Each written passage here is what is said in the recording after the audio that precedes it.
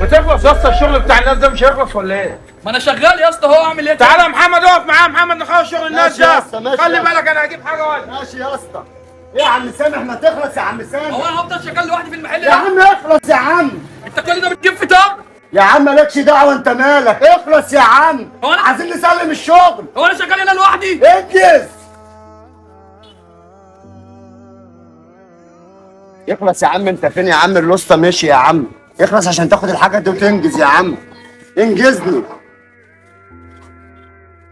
هو ايه اللي انت بتعمله ده يا اسطى؟ انت مالك يا عم؟ بعمل شغل ايه؟ الشغل من ورا الوسطى ولا ايه؟ شغل ايه يا عم؟ انت شفت حاجه دلوقتي؟ ايه؟ خليك في شغلك، مالكش دعوه. ماشي زي ما انا ماشي. اخلص يا عم قبل ما النص يجي. ماشي يا اسطى، ايه في انت حاجه بتفكر طيب. ليه؟ ده في حاجه. الفرحه دي مالها دي؟ يا عم مالكش دعوه. توكل على الله مع بعضينا. مالها دي بس؟